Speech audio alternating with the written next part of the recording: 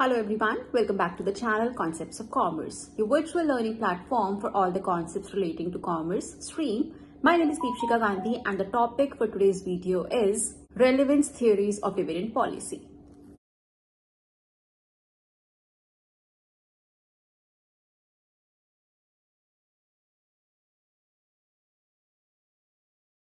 So first of all, it is important to understand what do we actually mean by relevance theories. Relevance theory of dividend policy का मतलब क्या होता है? It basically tells you or indicates that dividend policy has an impact on the value of the firm. अगर आपकी dividend policy change होगी उसका असर आपकी फर्म की वैल्यू पर पड़ेगा. That is why these theories are termed as relevance theories. So अगर आपकी dividend pay out ratio change होती है दैट मीन्स आप अपनी अर्निंग का कितना हिस्सा एज डिविडेंड पे करते हैं. अगर उसमें बदलाव आता है तो उससे आपकी फर्म की मार्केट वैल्यू पर भी असर होगा. सो यहाँ पर कंपनी की रिस्पॉन्सिबिलिटी होती है टू हैव एन ऑप्टिमम पे आउट रेशियो. आपको बेस्ट पे आउट रेशियो चूज करना होता है. दैट मीन्स अर्निंग में से कितना परसेंटेज आप डिविडेंड के रूप में पे करेंगे. That should be the best so that you can have the highest market value per share.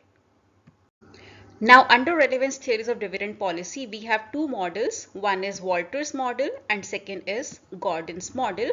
In this video, we are going to discuss Walter's model only, and in the next video that will be in continuation to this video, we will be discussing Gordon's model as well.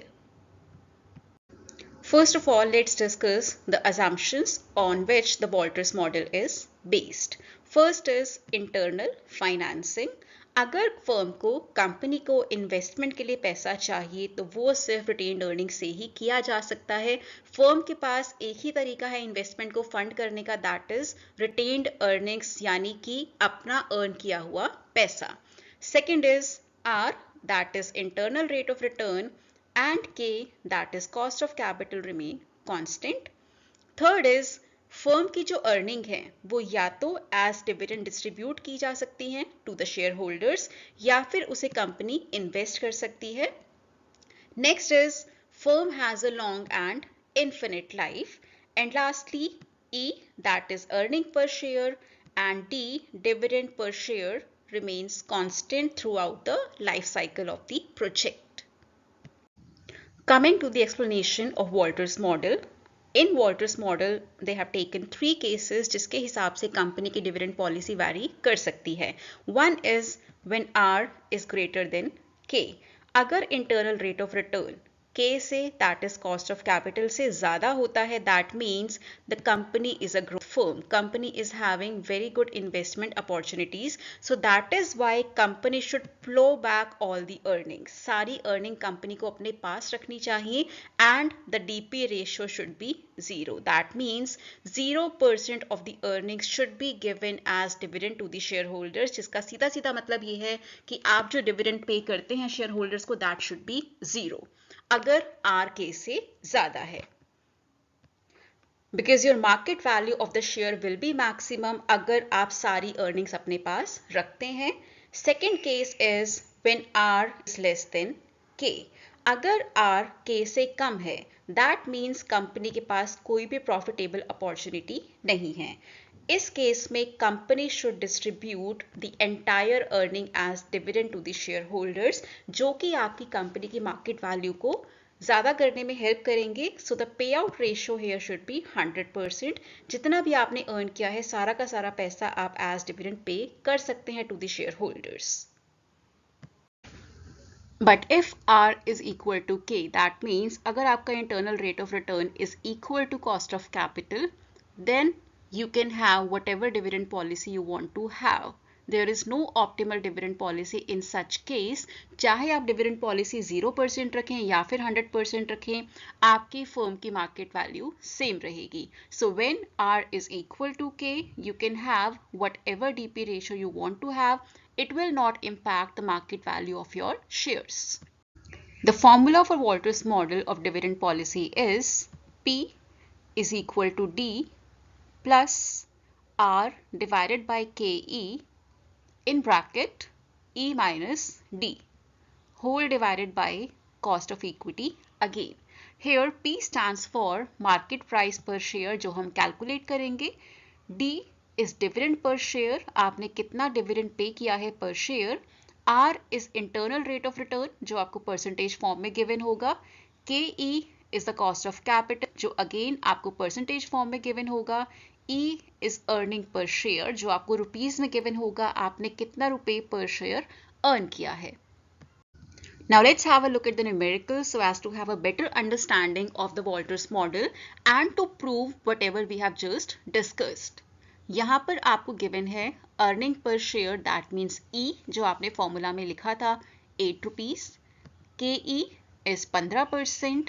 The company has the option to choose a payout ratio of 40%, 70% and 90%. That means company के पास 3 options हैं कि क्या पे out ratio होना चाहिए, 40, 70 या फिर 90%. You have to calculate the market value of share as per Walters model and we have 3 circumstances here if R is 20%, 15% and 10%. So इस तरह के क्वेश्चन में first of all you need to make a table like this. First column you will have for changing dividend policy and on the top column we will be writing different rates that we have. So सबसे पहले आपको R first case में given है 20%, KE 15%, E 8%. KE और E हर case में same रहेगा, that is 15% and 8%. But R हमें 3 अलग अलग given है, so हर टेबल में we will have different R. 20%, 15% and 10%. Similarly जो 3 DP रेशियो हमें गिवन है वो हम वर्टिकली लिख लेंगे अलग अलग कॉलम्स में 40%, 70% and 90%. So we have this matrix type of table now which we will be using to solve the question. So let's take the first case जहाँ पर हमें R given है 20%, KE हमारे पास है 15%, E 8 रुपए and DP ratio is 40%. So DP ratio 40% का मतलब है अर्निंग का 40%. अर्निंग आपके पास है 8 रुपए, 8 का 40% होता है 3.20 rupees. So 3.2 we will be writing in place of D. Then we have R given as 20%. So हम लिख सकते हैं 0.20 divided by KE given है 15%. So we can write it as 0.15 bracket close. E is 8 minus D is 3.20 whole divided by 0.15 and solving this we will get 64 rupees. So अगर आपका DP ratio 40% है जहां पर R is greater than KE, so आपका market price per share आता है 64 rupees. Similarly, we will go to the second case जहां पर DP ratio हो जाता है 70%. अभी हम first part solve कर रहे हैं question का जहां पर R 20% है. So everything else remains the same. सिर्फ आपका D change होता है. D 8 का 70% हो जाएगा and 8 का 70% is 5.6 rupees. बाकी सब same रहेगा. Only the value of D will change in the formula and the value that you are getting is 58.67 rupees. एक और चीज मैं यहाँ पर डिस्कस करना चाहूंगी, बहुत बच्चे कैलकुलेशन में मिस्टेक करते हैं जिसकी वजह से they cannot find out the true value of the solution. So सबसे पहले आपको क्या करना है, सबसे पहले you will be solving this part. E minus D आप सबसे पहले करेंगे. Whatever you get, multiply it with R. आपके पास एक वैल्यू आ जाएगी. Then divide it with KE. जो भी आपकी वैल्यू आती है उसको D में प्लस कर दीजिए, आपके पास एक नंबर आ जाएगा. Then divided it with KE, that is cost of equity, and you will get your value. Similarly, if you keep applying the formula at every case, these are the values that you will get. एक और चीज आपको याद रखनी है calculation करते हुए, जब भी आप एक स्टेप करते हैं, फॉर एग्जाम्पल आपने E minus D find out कर लिया, then press is equal to on the calculator, then multiply it with R. Value आ गई, is equal to प्रेस करेंगे, then you will divide it by KE, then you will get the correct values. So इसी तरह से if we keep on solving the question using the same formula, these are the values that you will get. So यहाँ पर हमने analyze क्या किया, when R is greater than KE, you should be plowing back your earnings with yourself. आपको सारा पैसा अपने पास रख लेना चाहिए एज अ कंपनी, तभी आपकी market value per share highest होगी। जैसे कि यहाँ पर आप देख सकते हैं, जब आपका डीपी रेशियो मिनिमम है दैट इज 40%, आपकी market value per share maximum है दैट इज 64 रुपए। अगर आर और के ई इक्वल होते हैं दैट मीन्स दोनों 15% है इस केस में, then whatever is your DP ratio, चाहे वो 40 है, 70 है या 90% है, आपका market value per share same रहेगा, it will not change. But if your R is less than K E, यहाँ पर आपका आर 10% है, के ई 15% है, that means R is less than K E. इस केस में you should be giving 100% as dividend to the share holders. जितना ज्यादा आप डिविडेंड पे करेंगे उतनी ही आपकी फर्म की मार्केट वैल्यू पर शेयर ज्यादा होगी। जैसे कि आप यहाँ पर देख सकते हैं, जब 40% डीपी रेशियो था, 42 रुपए 67 पैसे आपकी कंपनी की मार्केट वैल्यू पर शेयर था। आपने डीपी रेशियो बढ़ाया तो आपका मार्केट प्राइस पर शेयर भी बढ़ गया, आपने डीपी रेशियो और बढ़ाया, मार्केट प्राइस पर शेयर और ज्यादा बढ़ गया।